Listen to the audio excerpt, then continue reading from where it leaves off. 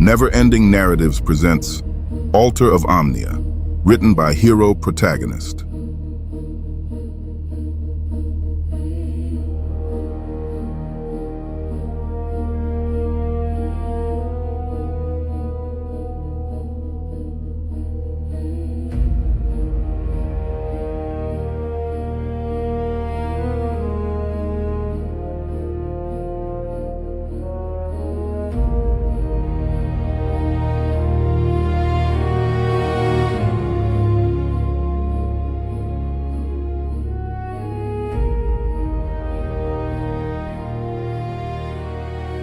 Chapter 4, Blight Blood and Anti-Venom. The frost line tightened the moment they passed beneath the grove's living arches. It just got stingy, thinner, sharper, hugging the ground like it was guiding them with a needle instead of a hand. Kenji's leaf and thorn sigil pulsed on the back of his hand, warm, then hotter. Then a dull throb that synced with his heartbeat like the mark had its own metronome. Status: Claimant mark, Grovebound, active. Effect: Attention draw, unknown radius. Anchor: Verdant Grove, online. Kenji flexed his fingers. So we're tethered now. Lyra didn't slow. Shadow moss draped her shoulders and drank the light around her, turning her into a moving patch of night. And detectable. Yeah. Kenji adjusted the leaf blade Nodachi on his shoulder. The weapon rode easy, like it had always belonged there. Feels like the system stapled a please harass sign to my soul. Lyra's mouth twitched. Stop complaining. You wanted a quest. I wanted a quest with less stalking. He glanced at the tree line where the taiga's static hiss had returned. Thin, persistent, like a bad connection you couldn't fix. This is not the cozy starter zone vibe. Ambient interference, blight static, active. Warning, perception desync possible. Lyra's gaze stayed forward, amber faint in her eyes. The line is pulling us. Kenji watched the frost line skim around a patch of dead ferns. The leaves had curled into repeating spirals, a tidy little pattern stamped into plant tissue like someone had a template. He crouched and tilted his head, studying the spiral geometry. Same repeating pattern as the grove specimen. Same curl radius, same spacing. Out here in wild flora, unprompted. The corruption doesn't need a host creature. It can write itself into anything organic. He didn't say it out loud yet. Lyra's jaw tightened the same way it had back at the sap prism. She didn't need him to. They followed the frost line for nearly an hour. The farther they went, the more the forest looked unnatural. Flowers shriveled into black-edged knots. Sap bled from trunks in clean loops that returned to themselves. The taiga hiss threaded through it all like static under a song. Kenji cataloged each instance. The corruption was following the root network. Underground highways. Whatever was behind it used existing biological infrastructure to move. Root-to-root propagation. The grove's ward is acting as a firewall. He filed it, kept walking. Then the silence changed. No birds, no wind. Just a hush that felt like something had pressed pause. Kenji lifted 2 fingers. Halt. Lyra stopped with him, instantly, no question. A shape burst from the underbrush, then another, then a third. Blighted voles the size of pit bulls. Fur clotted with oily black resin. Eyes lit with that same pale shimmer.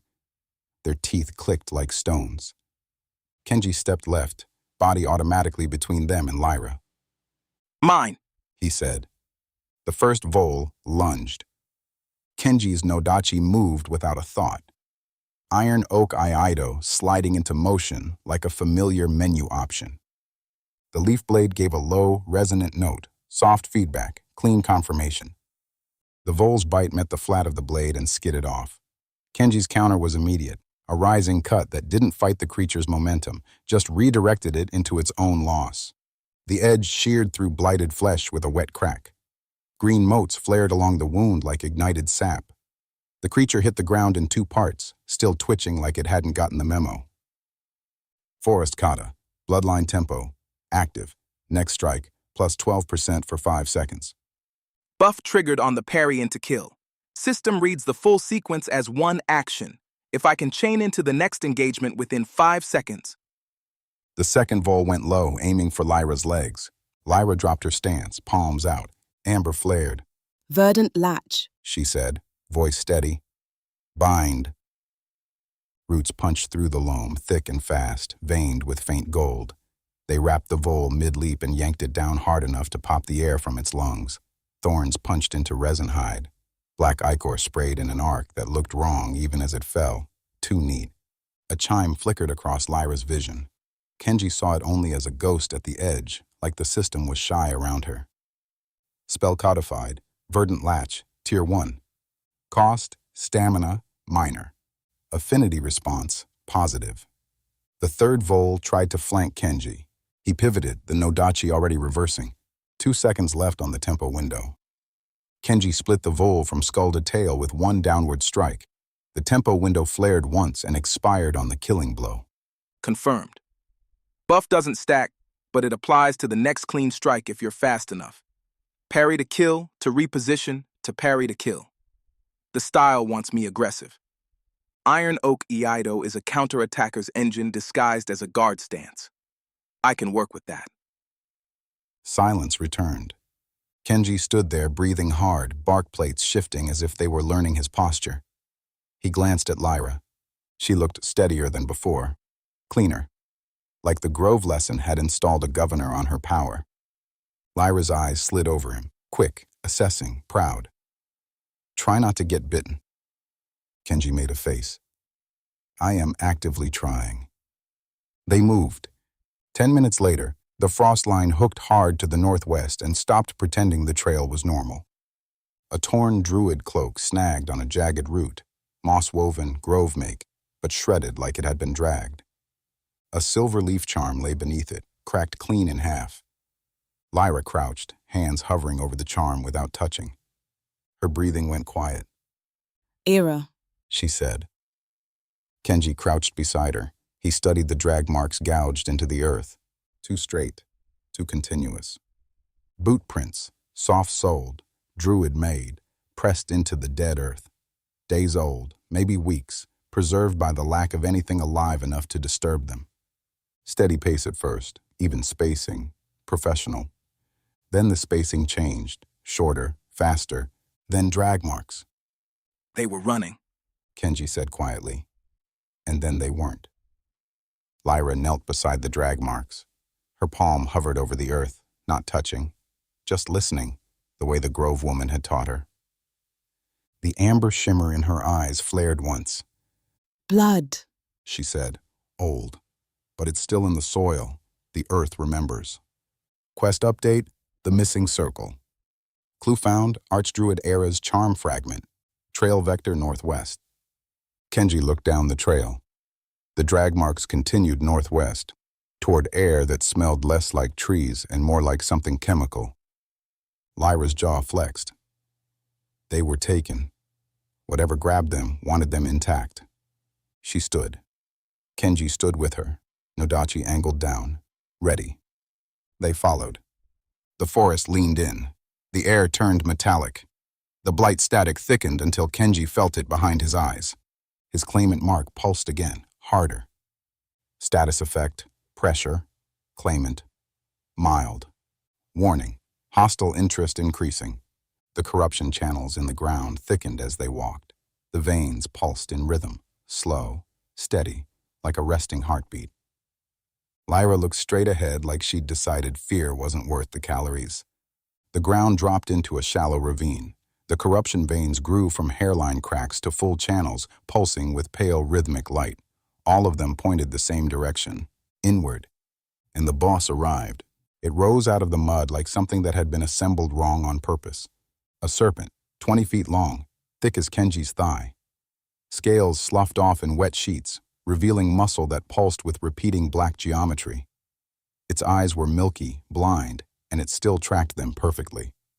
Venom hissed where it hit the ground, etching fractal curls into the dirt like the poison had rules. Enemy identified. Blight blood serpent, elite corrupted. Hazard, venom, phase 1, paralytic, phase 2, necrotic. Corruption. Signature, engineered. Repeating lattice detected. Do not get bitten. Yeah, Kenji said aloud. that is a problem. Lyra's hands lifted, amber blazing. I'll hold it. You cut. Kenji shook his head. That thing has mass and reach. Your roots held pit bulls. This is a freight train with fangs. Lyra's jaw set. Then I slow it. You find the opening. All right, Kenji pulled the Nodachi forward into a low guard. I go in. You control the space. The serpent struck. Not a clean lunge, stuttering jerks like its body skipped frames. Lyra slammed both palms down. Verdant! Thorns! Briars erupted in a wall, thicker than anything she'd pulled before, darker, drawing on soil that was half corrupted and angry about it.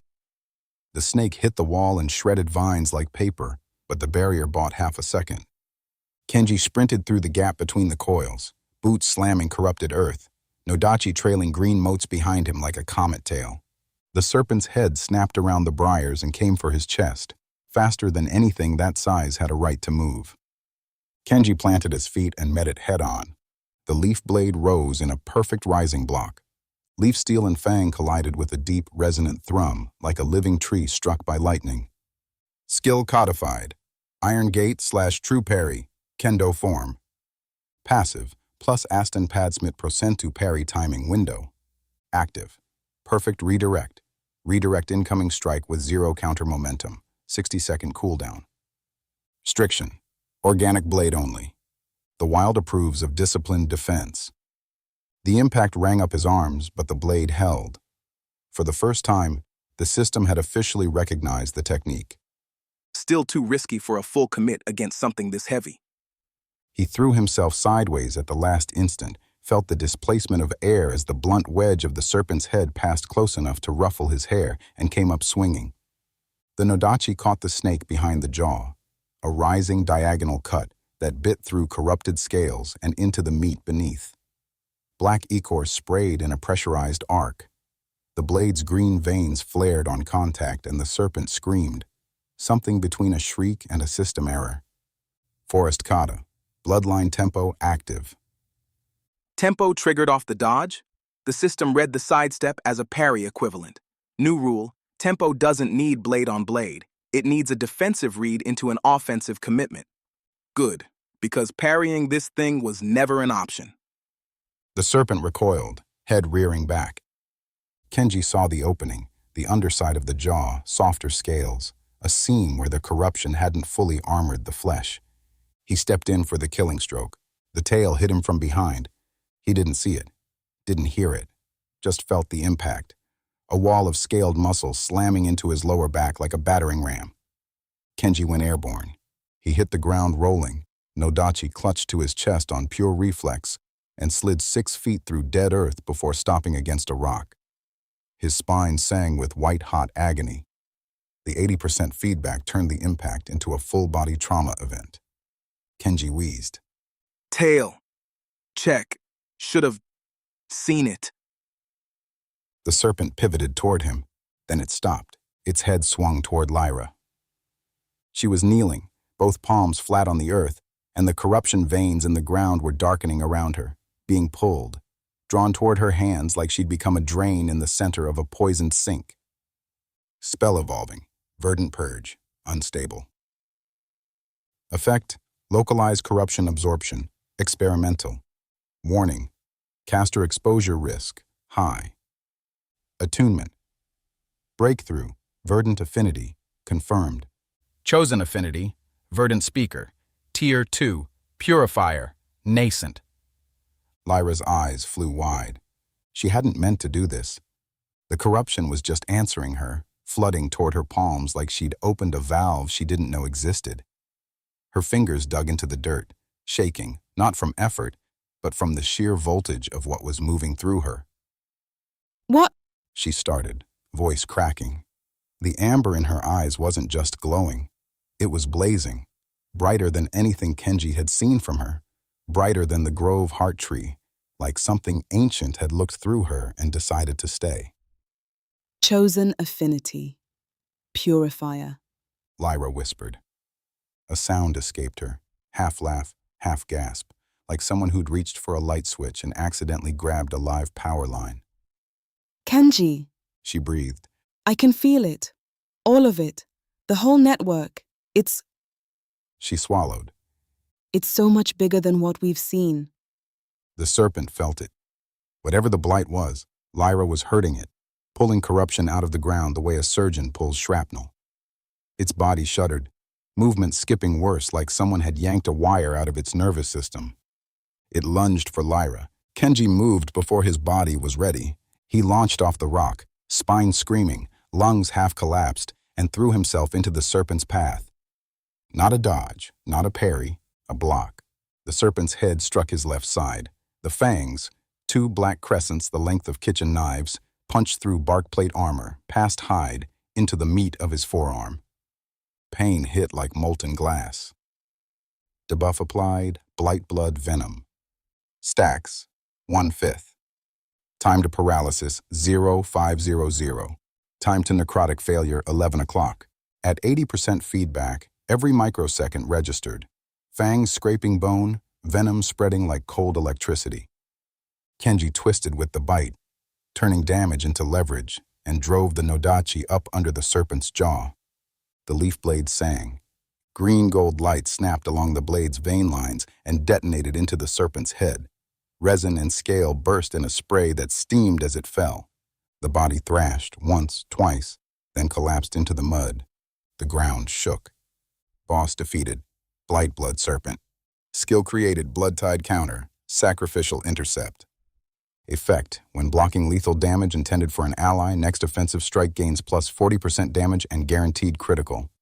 Restriction: triggers only on intentional self-sacrifice. System verifies intent. Cost: damage sustained is not reduced. Note: the wild rewards those who bleed for others. Intent verified. The system had checked whether he meant to take the hit or just failed to dodge. Kenji stared at the skill description while his arm screamed. It's not watching what I do. It's reading what I choose. Iron Oak Iaido. He chose to fight with a stick instead of running. Forest Kata. He chose to train through pain instead of resting. Blood tide counter. He chose to bleed so she didn't have to. The system doesn't care about my stats. It cares about my character.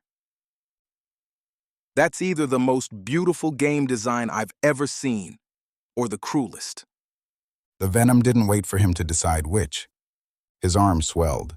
Black webbing crawled under the skin like ink finding veins. Blight blood venom. Stacks, 2 out of 5. Time to paralysis, 03:58. Time to necrotic failure, 9:43. Kenji staggered back. Lyra was on him in 2 strides.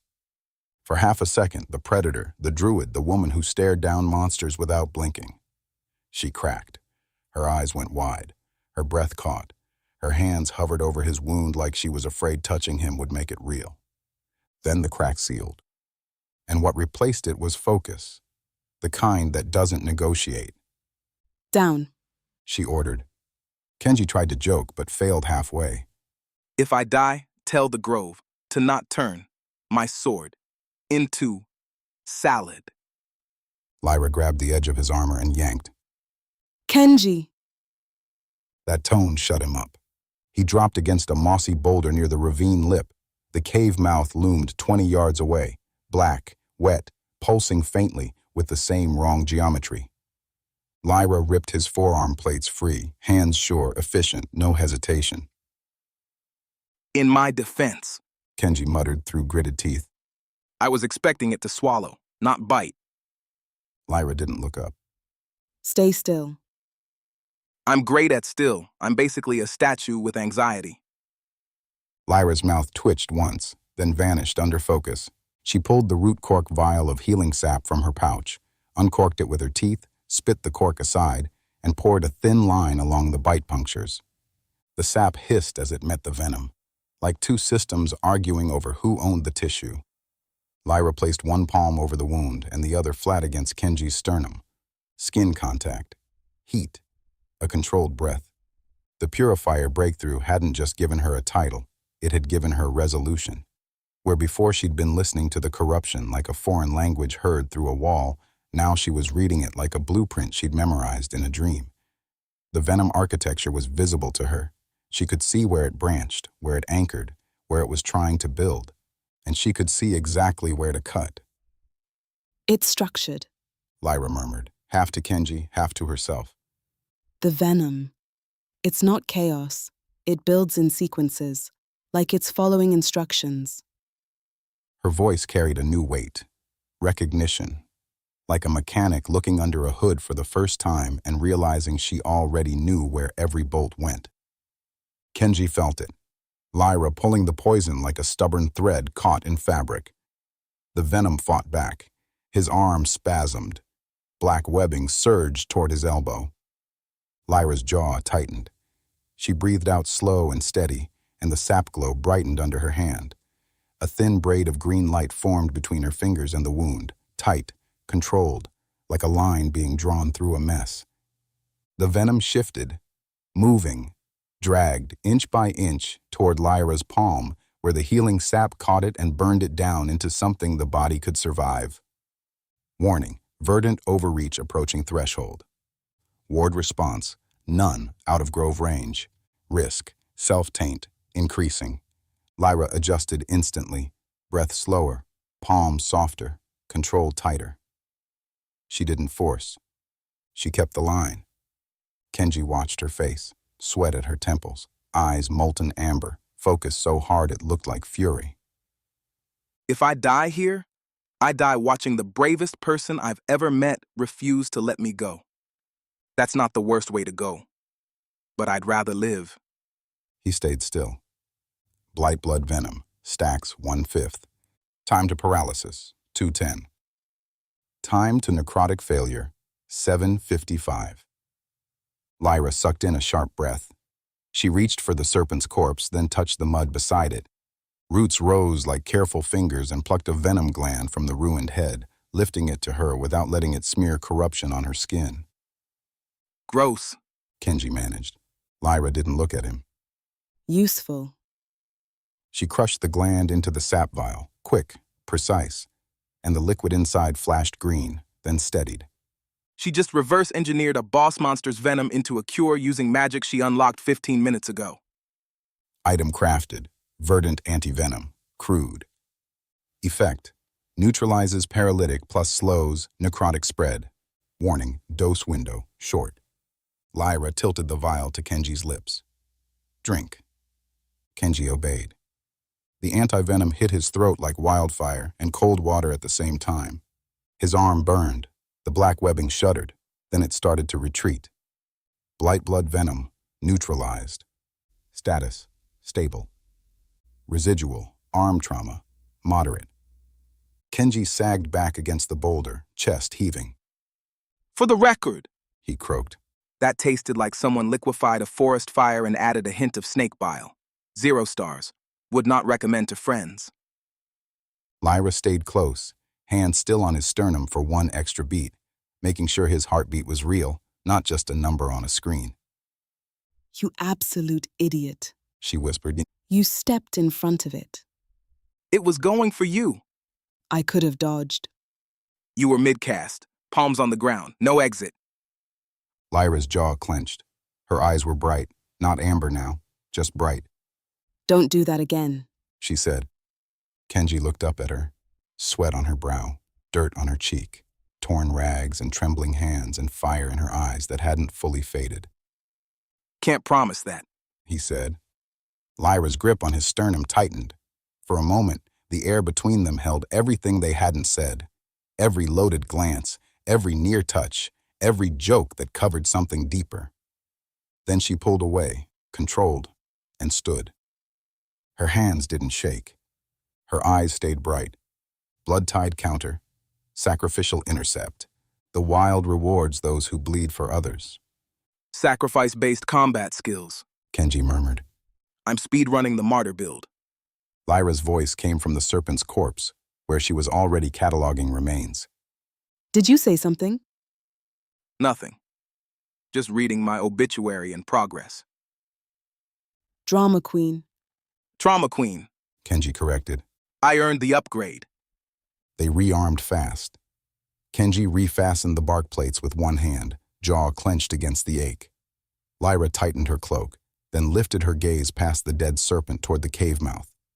The drag marks from the druid trail continued past the serpent's territory, fainter now, but visible. Whatever had taken the leadership had come through here, That thing was stationed, Lyra said. like a sentry. Kenji nodded slowly. Which means the path leads somewhere worth guarding. As Lyra cinched her cloak, Kenji's gaze caught something on the ravine's upper lip. Boot prints, heavy treads, manufactured soles, the kind you bought from a Citadel outfitter with real currency. Fresh, 3 sets, moving parallel to their trail, stopping at a vantage point that overlooked the clearing. They'd watched the fight, and they'd moved on. Kenji's mark pulsed, not the dull throb of corruption proximity, a sharper note, like it was trying to ping something that was pinging it back. Claimant mark, secondary signature detected, fading. Range, recent proximity. Lyra, Kenji said quietly. She followed his gaze to the boot prints. Her expression didn't change, but her hand moved to the sap vial and secured it inside her cloak. The whale. She said, not a question. Or someone like him. Kenji said. 3 sets, Citadel gear. They had a front row seat to our boss fight and decided not to introduce themselves. The boot prints led northwest, same direction as the cave. We're not the only ones following the trail. He said. Lyra's jaw set. Then we move faster. The stone around the cave mouth was veined with black lines that repeated in clean curves, too deliberate to be wrought. Kenji's claimant mark pulsed once, hard enough to make his teeth click. Corruption density, critical. Unknown entity signature detected. Warning, claimant marks amplify detection within this zone. Lyra looked at Kenji, eyes hot, expression steady. You good enough to swing? She asked. Kenji adjusted the leaf blade nodachi on his shoulder. The weapon hummed like it was ready to argue with anything inside that cave. Yeah. He said. Let's go meet whoever thinks rot is a craft. They stepped into the dark together. The cave swallowed their light, and the blight static inside sounded pleased.